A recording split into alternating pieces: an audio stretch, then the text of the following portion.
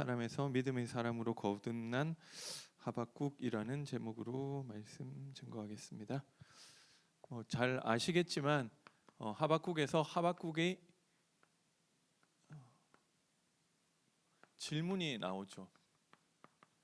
그리고 두 가지 질문이 나오고 이제 하나님이 답을 주시는 이런 구조로 앞부분이 1장 2장이 진행되죠. 하박국이 한 질문은 하나님이 공의의 하나님이 왜 유다의 죄악을 이 죄를 심판하지 않으시느냐. 여러 가지 1장 2절에서 4절에 보니까요. 이 폐역과 겁탈과 강포가 있고 이런 율법이 해이하고 정의가 전혀 시행되지 못하고 유다에 이런 일이 있는데 정의가 굳게 행해지는 일이 있는데 왜 그 부분을 하나님이 부르짖어도 이걸 응답하시지 않고 여기서 건져주시지 않으시느냐 이런 질문을 하죠. 거기에 대해서 하나님이 주시는 답이 놀라운 일을 하실 것이다. 근데 그 놀라운 일의 내용은 갈대아인을 일으켜서 심판하시겠다. 이런 유다의 죄악에 대해서 심판하시겠다고 말씀을 하신 거고요. 그러니까 아시겠지만 하박국이 더 마음이 안 좋아졌죠. 이런 우리 유다가 좀 잘 됐으면 하는 마음에 하나님이 유다의 죄악 잘못은 벌하고 좀 잘한 것들을 하나님이 개입을 하셔서 칭찬을 해주고 이렇게 말하자면 권선징악이 딱 이루어져 버리면 이런 것들이 없어질 건데 왜 하나님이 손 떼고 있느냐 이런 게 답답해서 말했던 건데 갈대아인이 일으켜 가지고 유다를 다 쓸어버리겠다 이렇게 얘기를 하니까 이게 마음이 더 안 좋아서 그러니까 어떻게 보면 이 갈대아인이 세운 나라가 이 바벨론인데 바벨론이라는 민족이 훨씬 더 잔혹하고 못된 민족, 더 악한 민족인데 이 더 큰 악을 통해서 비교적 거기에 비하면 유다의 악은 작다는 거죠. 이 작은 악을 징계하시는 것이 이 정당하느냐 이렇게 물어본 거죠. 그래서 악을 통한 이 심판하시는 것이 하나님이 그 부분이 이게 정당하냐 이렇게 물어봤을 때 하나님이 두 번째 하신 대답이 사실 4절부터 나오는 것이고 1절부터 3절까지가 본격적인 답을 주기 전에 말씀하시는 거죠.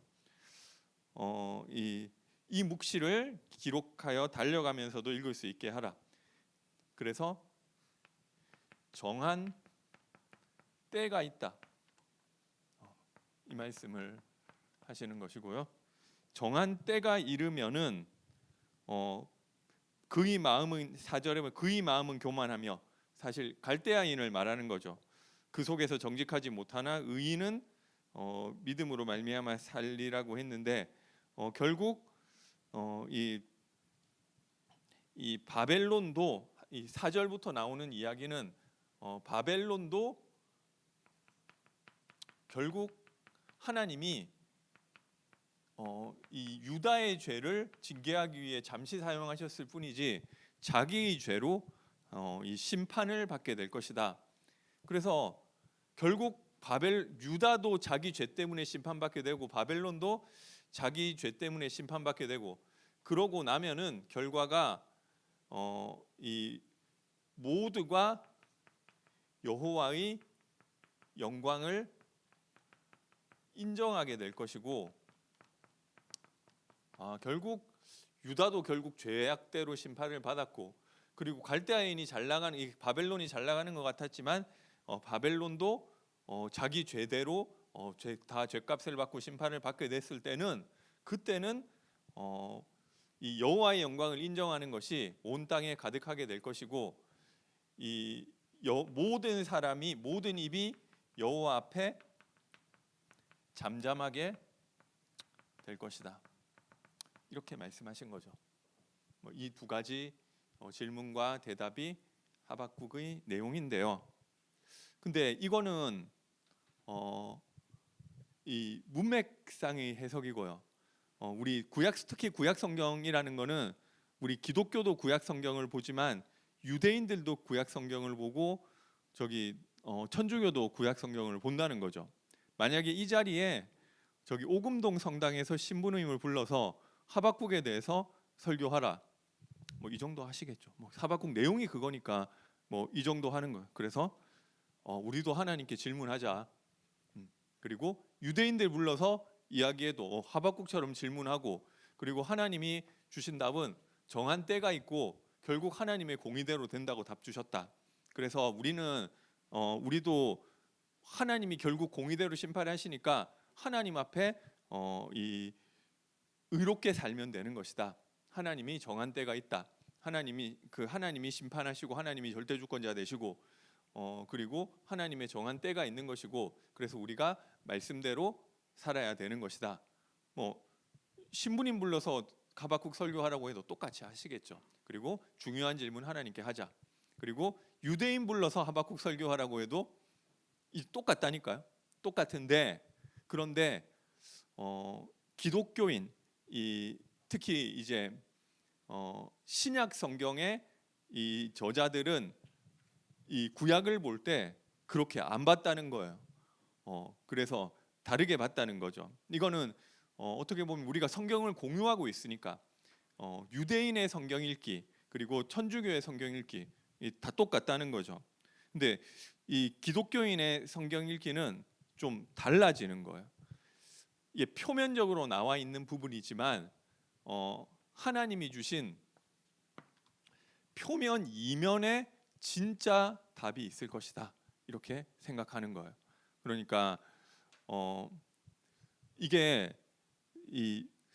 이거는 제가 만들어낸 게 아니라 이 유대인들 자체에서 이 고민이 되게 많이 있었어요. 우리가 여기 예전에 보면 유대인들이 막 말씀 어기고 살고 이렇게 해서 심판받고 이런 것들이 사사기의 내용이고 그런데 이 제2 성전기라고 하죠. 바벨론 포로에서 돌아오고 나서 제2 성전기 때는 그렇지 않아요. 늘 하나님 말씀을 묵상하고 말씀대로 살려고 했고, 이 민족 자체가 체계 민족이라고 그 유대인들을 했거든요. 체계 민족이라는 것은 무슨 책 보고 늘 책만 보고 있는 거예요. 그게 무슨 책 보느냐? 구약 성경 말씀. 그리고 그 성경 말씀대로 살려고 치열하게 노력했죠. 우리가 말씀대로 살지 못해서 이렇게 어려움을 당했구나. 그러면 이제 그런 움직임들이 이미 구약 성경에 많이 있고요. 그 말씀대로 살려고 되게 많이 노력했어요. 이 유대인들의 말씀대로 살려고 한 노력은 이거는 좀 상상하기 힘든 수준이에요. 그러니까 신약 성경에도 나와 있지만 안식일을 거룩히 지키라, 이 한마디를 실천하기 위해서 안식일을 어떻게 거룩히 지킬 것인가에 대한 여러 예비 규정, 여러 조항들을 만들어냈고, 그리고 이게 이거를 어떻게 할 것인 구체적으로 생각을 한 거예요. 그리고 어떻게 보면 하나님의 말씀은 하나를 이야기했는데 유대인들은 2개, 3개를 했어요.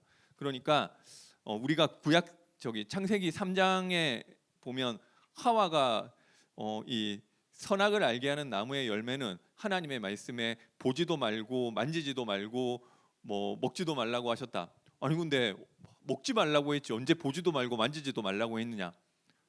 우리는 이렇게 하나님 말씀 잘못 붙잡았네. 우리는 그렇게 얘기하지만 이거는 유대인들이 봤을 때는 되게 좋은 거예요. 먹지 않기 위해서, 그러니까 말씀을 어기지 않기 위해서 그 앞에 이 경고를 받을 수 있는 펜스를 쳐놓은 거예요. 먹지 않기 위해서 보지도 말고 만지지. 근데 내가 자꾸만 보게 되고 만지게 됐을 때는 먹는 이 일에 가지 않았지만 경고등이 울리는 거죠. 그러니까 우리는 하와가 말씀 잘못 붙잡았네 얘기하지만 유대인들은 이 부분을 되게 좋게 봐요. 아 그래, 말씀을 진짜 지키기 위해서 이렇게 펜스를 미리 쳐놨구나. 그러니까 유대인들은 이 말씀대로 철저히 살았는데, 고민이 뭐냐면은 그 말씀대로 그렇게 말씀 붙잡고 철저히 살았는데도 나라가 회복이 안 되는 거예요. 그래서 우리가 말씀 놓쳐서 이 바벨론의 포로로 끌려갔는데 하나님이 말씀대로 돌아오게 하셨는데, 그러면 이제 우리가 다시 말씀대로 살면 하나님이 우리를 다시 회복시키시고 모든 민족 위에 뛰어난 민족 되게 하시고, 그리고 이 이스라엘의 영광을 회복하실 줄 알고 철저하게 말씀대로 살았어요. 이거를 좀 우리도 뭐 말씀대로 살자 하지만 상상하기 힘들 만큼 그 말씀대로 살기 위한 몸부림을 되게 많이 친 거죠. 그런데 결과는 유대 나라는 회복 안 됐고, 어떻게든 하나님이 축복하셔서 성경에 약속하신 말씀대로 복을 받아야 복이 올 줄 알았는데, 더 이상 말씀대로 살 수 없을 만큼 말씀 잘 지키면서 살았는데 나라가 망했다는 거죠. 나라가 망하고 왕도 없고 성전도 무너지고 이 회복이 안 되는 거죠. 그러니까 고민을 한 거예요. 우리가 하나님 말씀대로 완전 하나부터 열까지 할 수 있는 수준대로 거의 이미 예수님 앞에 나와서 나는 말씀대로 다 살고 있다 이러는 사람이 신약 성경에 보면 나오잖아요. 그렇게 살았는데, 근데 하나님이 축복해 주시고 복이 와야 되는데 왜 우리 여전히 망하고 더 망하고 있지?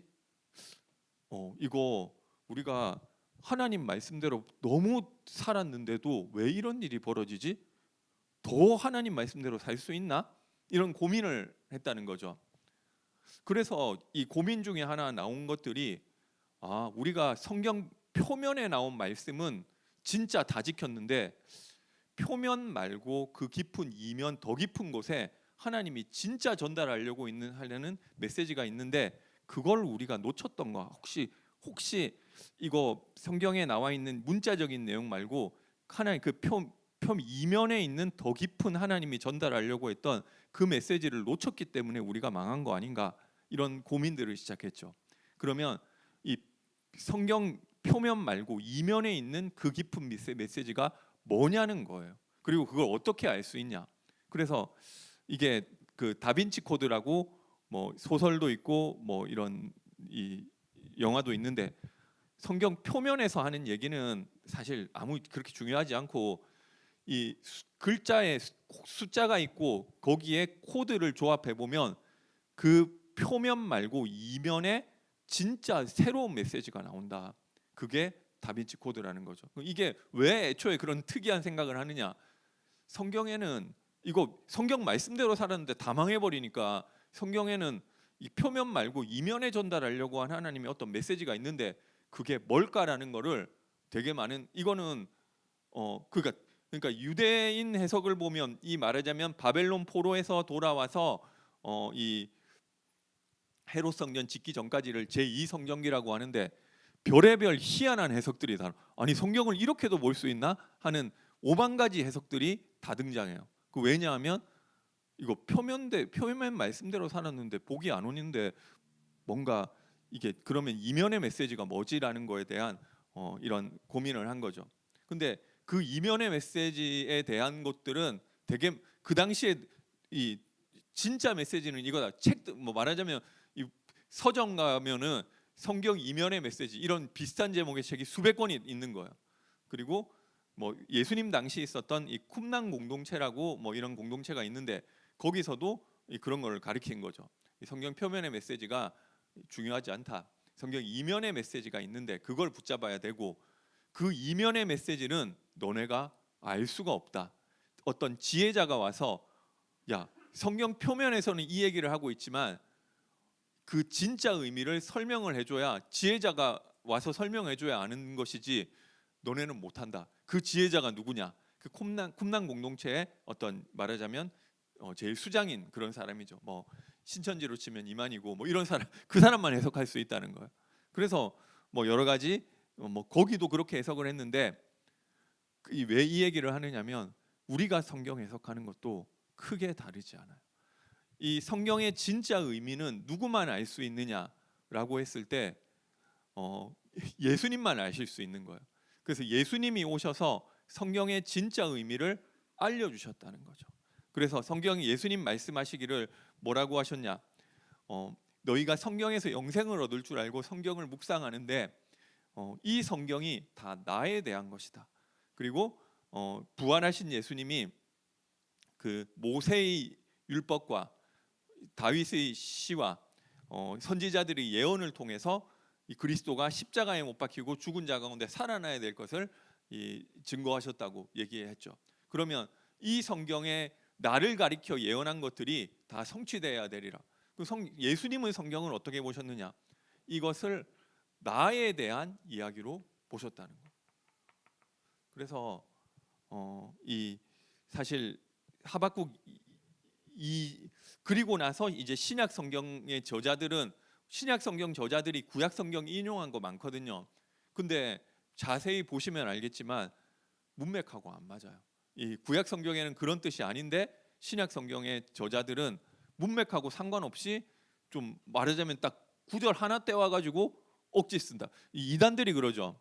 뭐 이만희도 그러고 안상홍도 그러고 성경 문맥하고 상관없이 딱 구절 하나 또 떼와 가지고 이게 이만희의 어떤 안상홍이 어떻게 하는 거를 이 성경 구절에 예언한 거라고. 근데 그 문맥하고는 아무 상관없고 이단들이 그렇게 한다는 거죠. 근데 사실 우리가 해석하는 것도 그거하고 비슷해요. 문맥하고 잘 안 맞는 거죠. 이 결과에 끼워 맞추는 거예요. 왜냐하면 우리는 죽으시고 부활하신 분이 누군지를 봐버렸으니까. 그렇게 보면 기독교인의 이것도 이 성경 해석도 달라진다는 거죠. 이 뭐라고 하셨느냐면은 왜 하나님이 유다의 죄를 심판하지 않으십니까? 라고 했을 때 하나님이 1장 5절에 보니까 너희는 이 여러 나라를 보고 또 보고 놀라고 또 놀랄지어다. 너희의 생전에 내가 한 가지 일을 행할 것이라. 누가 너희에게 말할지라도 너희가 믿지 아니하리라. 하나님이 이 놀라운 일을 행하실 것이라고 했는데 그게 문맥 속에서는 갈대아인을 일으켜서 유다의 죄를 심판한다는 이야기인데 우리는 성경을 어떤 눈으로 보느냐? 예수님이 알려주신 눈으로 보는 거예요. 이 모든 성경이 나에 대해서 가리키는 것이라는 결론을 알고 성경을 다시 봤을 때 놀라운 일이 바벨론을 통해서 유다 심판하는 이게 뭐가 놀라운 일이냐? 그런 일이 있을 수 있는 이 정도를 얘기한 거냐? 아니라는 거예요. 여기 하박국은 전혀 그런 말 꺼내지도 않았지만 하나님이 놀라운 일을 하실 것인데 결국 십자가와 이게 그리스도의 십자가와 부활로 구원을 계획하고 계시다. 이거 하박국 문맥하고 하나도 안 맞는 얘기죠. 그런데 성경 전체의 구속사적 이야기 속에서 하나님이 행하실 놀라운 일, 유다의 죄악으로 인한 죄를 심판 왜 안 하느냐? 하나님은 십자가와 부활을 통한 구원을 준비하고 계시다. 이게 맞는 해석이라고 생각을 하는 거예요. 그리고 이 두 번째, 그러면 이 악을 통해서 이 바벨론이라는 악을 통해서 유다의 작은 악인 유다를 심판하는 것이 맞느냐 했을 때 하나님이 주신 답이 있죠. 2장 3절에 이 묵시는 정한 때가 있나니 그 종말이 속히 이르겠고 결코 거짓되지 정한 때가 있다. 이렇게 뭐 얘기를 한 하늘의 때가 있다. 이건 근데 누구나 다 아는 이야기잖아요. 그런데 묵시라는 것은 결국 말씀을 이야기하는 것이고 이 말씀이 임하는 때가 있다. 말씀이 누구냐? 요한복음 1장 1절에 태초에 말씀이 계시니라. 그리고 이 그리스도가 이게 저기 예수님하고 이 신약 시대의 사도들은 히브리어가 없었기 때문에 이거는 히브리어 성경을 이미 사어가 돼서 다 죽었어요. 히브리어 성경이 아니라 이 70인역이라는 성경을 그러니까 헬라어로 번역된 성경을 읽었는데 헬라어 성경의 번역이 어떻게 됐느냐면 이 묵시는 정한 때가 있나니 그 종말이 속히 이르겠고 결코 거짓되지 아니하리라. 비록 더딜지라도 기다리라. 지체되지 않고 반드시 응하리라. 이 구절이 어떻게 번역되어 있느냐면 오실 이가 오실 것이요 그가 지체하지 아니하시리라. 그러나 내 의로운 자는 믿음으로 살 것이다. 그죠? 이게 이 해석이 달라요. 오실 이가 오실 것이다.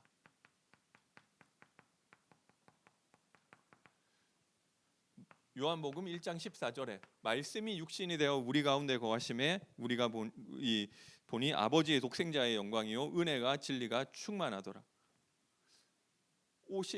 묵시는 정한 때가 있다. 말씀이 오실 때가 있다. 이걸 그 예수님이 오실 걸로 보는 거야. 이게 아니 문맥도 띄워놓고 이거 너무 비약 아니냐? 이 예수님이 성경을 읽는 법을 알려줬으니까. 신약 성경 저자들 이거 비약한 거 보면 훨씬 더 심해요. 이게 앞에 있는 구절 구약 성경을 떼와 가지고 문맥도 안 맞게 예수님에 관한 예언으로 다 해석을 해버린다니까요. 근데 그게 오히려 더 정확한 해석이라는 거예요. 왜냐하면 하나님이 결국 우리가 답을 알아버렸잖아요. 하나님은 구약 성경 이 이야기는 예수님에 관한 이야기인데 그걸 알고 거기 끼워 맞추면 혹시 문맥하고 안 맞을지라도 하나님이 원래부터 그래서 이 단어를 이런 단어들을 단어 조합해 가지고 만들었는데 이게 하나님의 뜻이라는 거예요. 진짜 뜻이라는 거. 그리고 2장 4절에 보니까 오직 의인은 믿음으로 말미암아 살리라.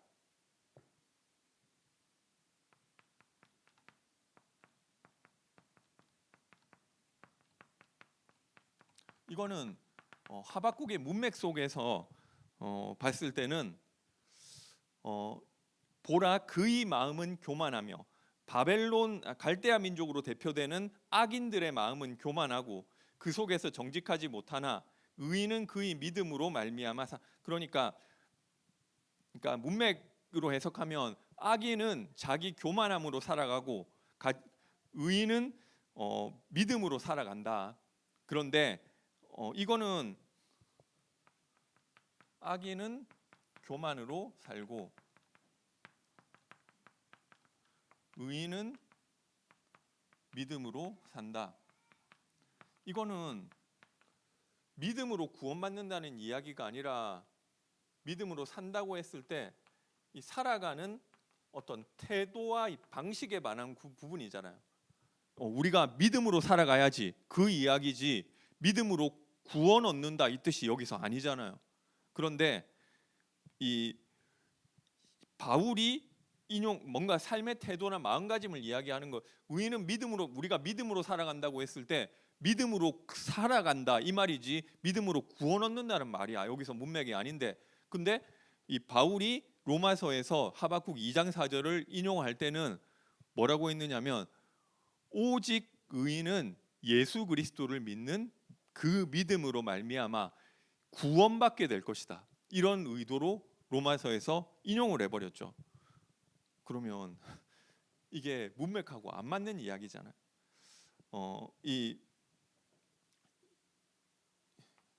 이거를 산다는 말을 삶의 태도가 아니라 구원을 그러니까 하나님이 이미 예수 그리스도를 믿음으로 말미암아 구원할 것을 이미 구약 성경에서부터 다 말씀을 주셨다. 근거 뭐냐?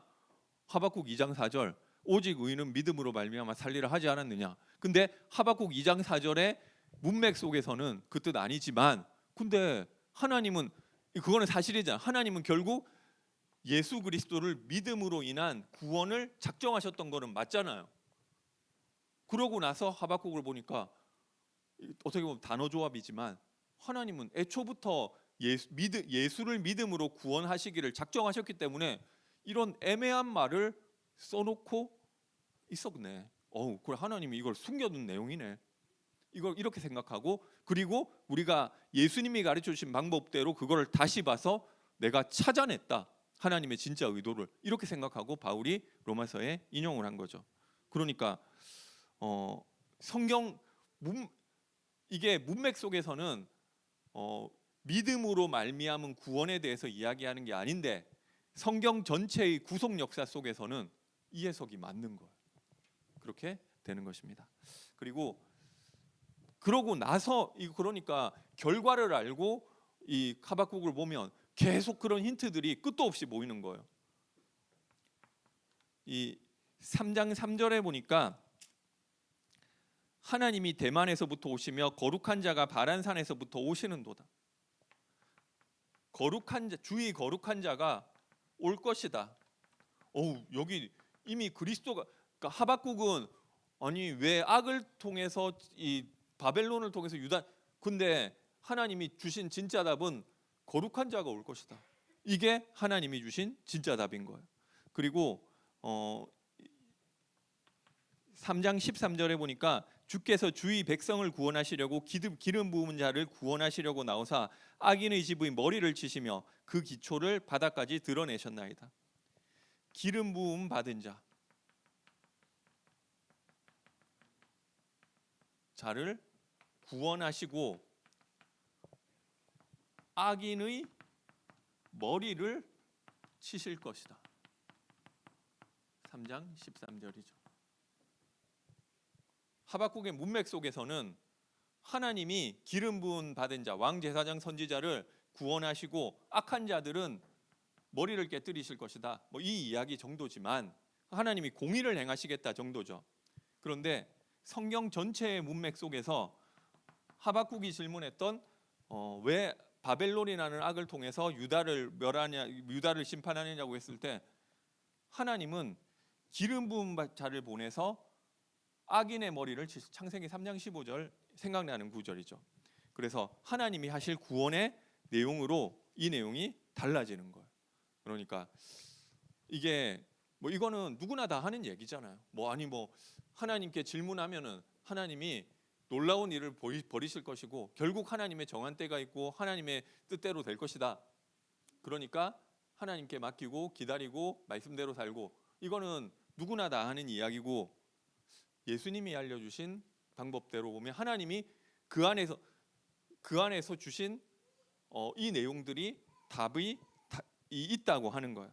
그래서 하나님은 그 문제를 해결하기 위해 놀라운 일을 계획하고 계시고, 이 묵시의 말씀이 때가 되면 말씀이 육신을 입고 오시는 분이 있을 것이고, 의인은 그분을 믿음으로 말미암아 살게 될 것이고, 거룩한 자가 오실 것이고, 기름 부음 받은 자를 통해서 악인의 머리를 깨뜨리시면 니실 것이다. 하나님이 진짜 주신 답은 그냥 정한 때가 있고 이 정도가, 이거는 표면에 나타난 이야기고요. 이게 하나님이 하박국이 이걸 몰랐을 수도 있어요. 그런데 성경을 통해서 주신 답인 것입니다.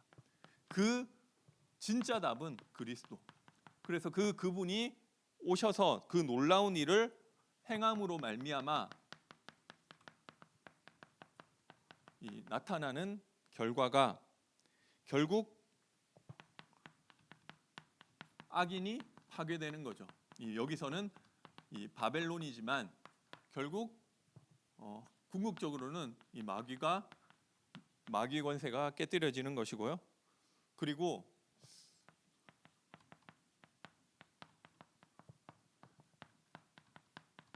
그리스도가 오심으로, 그렇죠?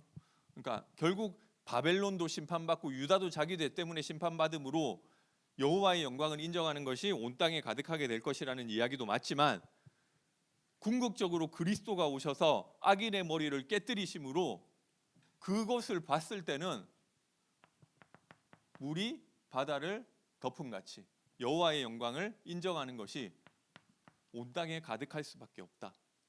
이게 그리스도가 이루실 구원이 나타났을 때 그 이야기를 하는 것이죠. 여호와 앞에 잠잠할지어다, 20절에 그렇게 이야기하고 있고요. 그리고 그 그리스도가 오시면 그 그리스도로 충분해지고 완전해지고 그 그리스도가 모든 것이 된다는 거죠. 물론 여기서 하박국은 하나님이 이해가 됐어요. 하나님이 하시는 일과 이런 것들이 이해가 됐을 때 하박국이 내가 무화과 나무에 열매가 없고 뭐 포도나무 열매가 없고 뭐 이 양이 없고 소가 없을지라도 하나님이 하시는 그 구원의 일을 하나님이 하실 것을 보고 나는 기뻐하겠다. 이 정도 이야기를 한 것이지만 궁극적으로 이게 하박국은 이 해설을 들으면 이 설교를 들으면 나 그런 뜻으로 얘기한 거 아니라고 할 수 있겠죠. 근데 성경은 그래요. 이사야가 자기도 모르고 썼는데 성경에는 이사야가 의도하지 않은 하나님의 의도가 들어 있어요. 이게 그래서 이게 뭐냐면 그리스도가 오셨을 때 그분으로 인한 구원이 발견됐을 때 나는 다른 것이 필요한 게 없는 사람이 되는 거예요. 그리스도가 충분해지고 완전해지고 이게 있는 것 같다. 그래서 뭐 제가 다른 데서도 얘기했지만 이번 주에 저기 그 좀 제가 이거 다락방하고 설교하려고 하다 보니까 뉴스 보니까 좀 크게 이슈가 한 2가지 정도 있더라고요. 그게 정치적인 이슈에서 저기 제일 뉴스 사람들이 많이 이야기하는 게 이재명 대통령이 그 저기 부동산 말하자면 편법 거래한 것 때문에 사람들이 되게 많이 뭐라고 하더라고요. 그래서 뭐 이게 뭐 불법까지는 아닌데 이게 어쨌든 이제 부동산법이 현금을 이제 다 들고 있어야지 대출 받아서 집 사지는 게 안 된다는 거예요. 현금 다 들고 와서 집을 살 수 있다 얘기를 하니까 이게 집을 파는 입장에서도 살 사람이 없는 거예요. 그러니까 이게 현금 그만큼 다 가지고 있는 사람 없으니. 그런데 이거를 근저당을 잡으면서 빌려주는 식으로 하면 잘 좀 쉽게 팔게 된 거죠. 근데 그래서 뭐 이게 사람들이 막 이렇게 여론이 막 안 좋으니까 무슨 이제 토론회 같은 것도 했는데 거기서 이게 불법적인 게 아니라 이거는 좀 어떻게 보면 법대로 한 건데 약간 좀 편법을 쓴 거다 이런 식으로 얘기를 했는데 그러니까 사람들이 실망하는 부분은 뭐 편법이지만 좀 이 대통령이 좀 솔선수범을 했으면 좋겠는데 그거를 좀 이 편법을 해서 그렇게 하니까 사람들이 좀 이제 거기에 대한 실망하고 이제 비난하는 여론들이 있는 것 같고요. 그리고 또 이제 좀 얘기 많이 되는 뉴스가 저기 오세훈 시장이 그 저기 1심에서 1,000만 원 이제 벌금 받아서 그 100만 원 이상 공직자는 100만 원 이상 벌금 받으면은 다 면직돼야 되거든요. 그래서 아마 이제 시장직을 상실하게 될 것이다. 제가 내용을 자세히는 안 봤지만 그 이 내용이 무슨 뭐 여론조사비를 대납해 줬다 뭐 이런 건데 그거는 이게 그게 왜 뭐 이렇게 이 심판 그 저기 이 형벌을 받느냐 했을 때 그게 정치 쪽에서는 그래요. 이걸 뇌물로 그게 뭐 여론조사비가 얼마 남았는지 모르겠지만 뭐 이게 뭐 1,000만 원이면 1,000만 원, 1억이면 1억 그거를 대신 내주면은 그 사람한테 뇌물 준 거랑 똑같잖아요. 그러니까 공직자로서 좀 그런 것을 했고 그게 유죄로 인정되고 그러니까 뭐 의원직 뭐 이제 이 상실 그 시장직 아마 상실하게 되겠죠. 근데 상실하게 돼도 제가 국회의원들도 마찬가지고 아마 저기 2심 갈 거예요. 2심 가가지고 항소하고 또 2심 결과 나오면 3심 가고 이번에 또 헌법소원까지 있어서 뭐 말하자면 4심까지 갈 수 있죠. 그거 하면 한 짧으면 한 2, 3년 질질 재판 끌면 한 3, 4년 걸리거든요. 그러면은 거의 임기 마칠 때쯤 판결 받고 나오고 보통 국회의원들도 다 그렇게 하더라고요. 그래서 당장 시장 바뀌고 이러진 않을 건데 제가 그거 보면서 뭘 느꼈느냐면은 대통령도 그렇고 시장도 그렇고 참 이게 왜 여론조사비를 대납을 해주고냐 그거 잘 모르겠어요. 근데 저는 제가 정치 현업에 있었잖아요. 그거를 저는 여론조사 결과 안 믿어요. 그러니까 이게 왜 그러냐면 이게 뭐 공천 줄 때도 어떤 후보를 우리가 후보로 내세울 건가 할 때 여론조사대로 하자. 그러니까 제일 경쟁력 있는 후보를 우리가 후보로 내세워야 뭐 이길 거 아니냐. 말하자면 이 여당에서 이재명 대통령이 대통령 후보로 나왔는데 김문수가 국민의힘 후보로 나갈 거냐 아니면은 누가 있죠? 저기 한동훈이 나갈 거냐, 뭐 저기 안철수가 나갈 거냐, 이거를 여론조사에서 제일 많이 나오는 사람을 후보로 하자, 이렇게 얘기를 하는 거거든요. 근데 이게 제가 보니까 여론조사 하는 것마다 다 달라요. 이쪽에서 하면 이 사람 제일 높게 나오고, 이게 제가 이걸 보니까 질문도 다른 거예요. 그 다음 중 뭐 이게 물어볼 때도 다음 중 이거 이 대통령 후보로 뭐 제일 적합한 사람을 하면 누구를 1번 하느냐에 따라서 달라지는 거고, 뭐 이거를 질문할 때 이게 뭐 다음 중 이게 뭐 이런 거, 그러니까 이 사람 딱 고를 수밖에 없는 질문을 하니까 아, 이거는 여론조사는 다 장난이고 믿을 수 있는 게 아니구나. 그러니까 제가 뭐 오세훈 시장 뭐 때문에 무슨 어느 기관에서 어떤 걸로 하느냐에 따라 이게 너무, 그러니까 제가 말하자면 얼토당토 안 한 이거 이 사람은 표하면 2% 나오는 사람이 자기 여론조사 했는데 뭐 저기 1등 후보 이겼다. 제가 진짠가 해서 처음에는 저도 믿었는데 그 완전 저기 여론조사 가지고 장난친 거더라고요. 그래서 믿지 않는데, 근데 사람들은 또 여론조사 많이 나오는 사람 또 밀어주려고 하거든요.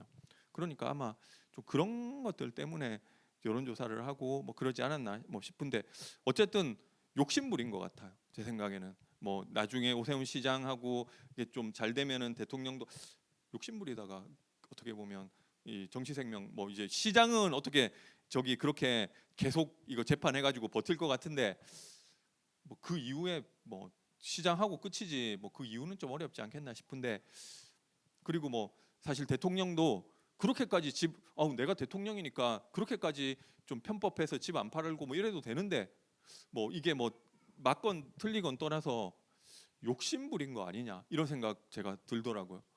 그 왜 그러냐? 아, 대통령이 되고 시장이 돼도 내가 그렇지, 이거 집 안 팔리면 안 팔리는 대로, 그리고 이거 내가 이거 지금 안 되면 안 되는 대로, 시장 혹시 안 되면 안 되는 대로, 우리의 이 양이 없고 소가 없으면 그냥 없는 대로 이렇게 하면 되는데 그게 안 되니까 결국 이렇게 걸려 넘어지는구나, 이런 생각들 좀 하게 되는 것 같아요. 그래서 이게 어떻게 이게 되느냐? 그리스도로만 된다는 거예요. 그거밖에 없어요. 제가 뭐 다른 데서도 좀 이야기했지만 저는 그렇게 생각을 해요. 예수님을 그리스도로 영접할 때 반드시 마음의 변화 생긴다. 이게 제가 보니까 영접하는 순간 반드시 생기고요. 그게 크냐 적으냐는 좀 차이 있는 것 같아요. 영접하고 나서 물어보잖아요. 뭐 좀 뭐 느낌 어떠냐? 나 잘 모르겠다. 이러는 사람 많아요. 근데 제가 안 그런 것도 많이 봤어요. 영접하고 나서 마음 확 달라지는 사람도 봤고요. 뭐 그리고 뭐 이게, 근데 영접할 때 성령이 들어오신다면 어느 정도 마음 상태가 달라지는 부분이 있다 생각해요. 그리고 뭐 어떤 사람은 영접할 때는 조금밖에 안 변했는데 쭉 가다가 어느 순간 은혜 받아서 내 마음이 변화되고 뭐 이런 것들 저는 반드시 있다 생각해요. 그게 일어나야 되는 거예요. 이게 그래야 이게 되어지는 것이지.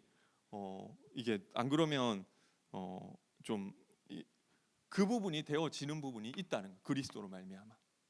그래서 우리 어린이부에 어떤 이 초등학교 4학년 그 남학생이 뭐 이 전도돼서 한 2주 정도 나왔거든요.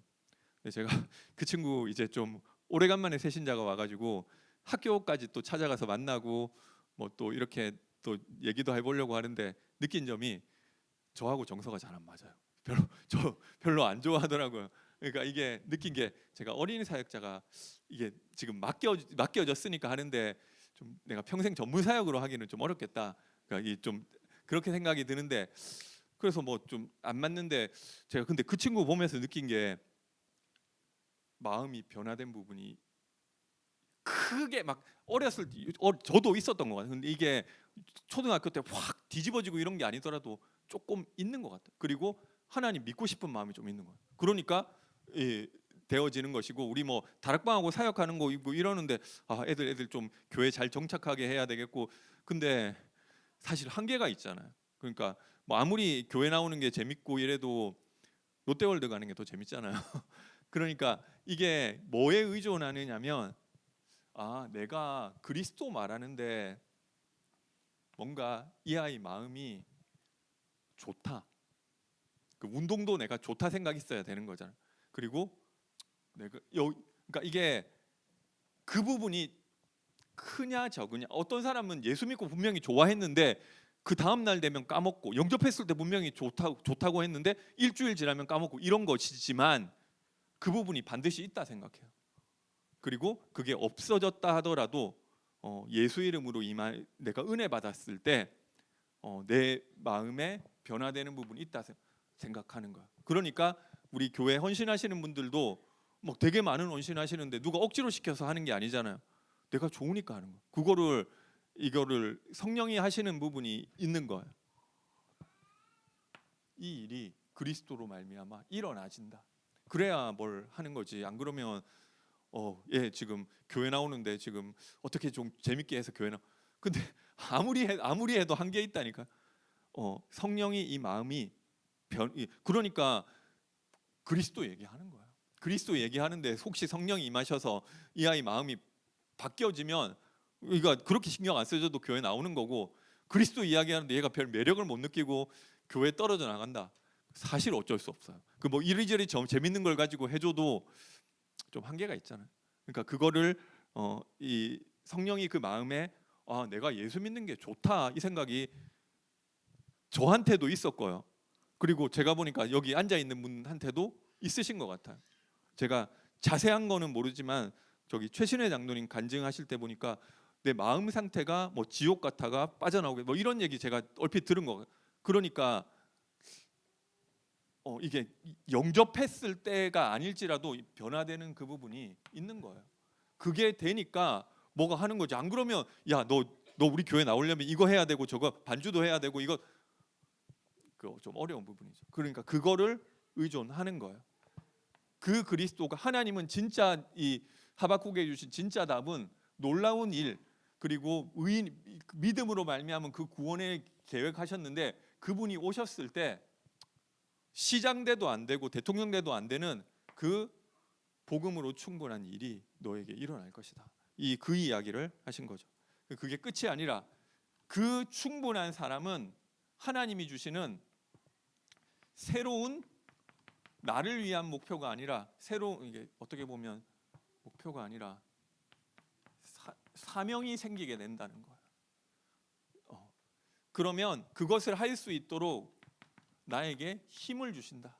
3장 19절 주 여호와는 나의 힘이시라 나의 발을 사슴과 같게 하신다. 나의 높은 곳으로 다니게 하신다. 거기에서 능력도 나타나는.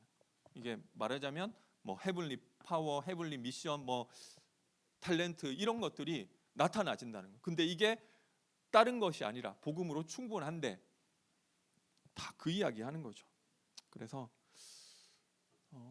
결론 말씀드리겠습니다. 우리 뭐 백문일답이라고 하죠. 질문은 100가지인데 답은 하나라는 거예요. 내가 이렇고 저렇고 하나님이 주신 뭐 이런저런 이야기를 했지만 하나님 진짜 주시는 답은 그리스도로 악인의 머리를 치실 것이다. 그게 답이에요. 그게 어떻게 보면 표면 하박국에게 준 이런 이야기보다 진짜 하나님이 주시려고 했던 답. 그래서 믿음으로 말미암아 구원 얻게 의롭다함을 받게 하시겠다. 이게 의롭다함을 받는다가 생각하니까 뭐 그냥 아무것도 아닌 것 같지만 구원 안에 모든 게 다 들어 있다는. 그래서 우리 문제의 답을 그리스도로 얻게 되시기 바랍니다. 하나님 주신 답이 하박국한테도 뭐 딴 답 주는 것처럼 뭐 정한 때가 있고 누가 모르니까 하늘에 때가 있다. 이거 우리 아버지가 예수 안 믿을 때 많이 하시던 말이거든요. 누가 모르느냐고요. 하나님은 진짜 그리스도로 말미암아 의인이 믿음으로 살게 되고 구원받게 되고 그것이 하나님의 진짜 주시는 답. 오늘도 그리스도가 답으로 붙잡혀지시기 바랍니다. 그리고 그래서 우리가 결국 하나님이 나의 높은 곳으로 다닐 사명을 주시는데 하박국에 안 나와 있어요. 그러나 전도 운동을 위한 나의 절대 사명 주신다. 그래서 그것을 통해 나를 나의 높은 곳에 다니게 하신다. 이 답을 주시는 것입니다. 우리 그러니까 결국 그 이야기예요. 제가 오늘 누가 카톡 보내가지고 봤는데 우리 좀 다락방 약간 반대하는 측에서 성경에 일천망대가 어디 나오느냐 뭐 이런 얘기를 했다 뭐 이런 얘기를 하더라고요. 그리고 성경에 일천 뭐 망대 이런 얘기 나오기는 아가서에 나오기는 하죠. 근데 그게 지금 뭐 우리가 우리처럼 전도 운동의 거점을 청계 세워라 그런 뜻이 아니잖아요. 그러니까 이거는 유 목사님이 어떤 편협한 해석이다. 뭐 이런 식 말하자면 자기들만의 만들어낸 이 성경의 억지 해석이다 이렇게 얘기를 하는데 제가 봤을 때 그 부분이 좀 그런 부분이 있어요. 그러나 그 맞잖아요. 성경에 이 예수 이름으로 성령이 임하셔서 땅 끝까지 증인될 것이라고 했는데 이것을 생각하다 보니까 맞아요. 아가서 문맥하고 일천망대하고 안 맞는 얘기예요. 근데 문맥하고 관계없이 하나님은 결국 이 세계복음화를 하는 걸 놓고 보니까 일천망대를 통해서 이 전도 운동에 하겠다. 그러니까 이게 문맥과 관계없이 하나님의 지금 큰 뜻이 땅 끝과 세계복음화에 있는 거라고 하면은 일천망대라는 것을 붙잡고 일천군데 전도 현장 만들어라. 어떻게 보면 그게 안 맞다 하기 힘든 부분이에요. 그래서 하박국에서도 전도 운동이란 말 안 나왔어요. 그러나 예수님이 말씀하셨잖아요. 땅 끝까지 이르러 증인되라. 그러면은 그래 전도 운동을 위해 높은 곳을 다니고 이게 틀린 해석 아니라는 거예요. 왜냐하면 이 사람이 하나님이 하고 싶은 진짜 의도를 우리가 알아버렸기 때문에 여기 이걸 깔고 이야기했구나 그렇게 해석하실 수 있는 거예요. 그래서 이제 시작되는 또 여름 훈련을 통해서 새로운 힘 얻게 되시기를 바라겠습니다. 네, 기도하겠습니다. 사랑의 하나님 은혜와 사랑을 감사드립니다. 하박국에게 주신 진짜 답인 그리스도를 붙잡고 이제는 나의 높은 곳을 가는 전도 운동에 쓰임 받게 하여 주옵소서. 예수님의 이름으로 기도드립니다.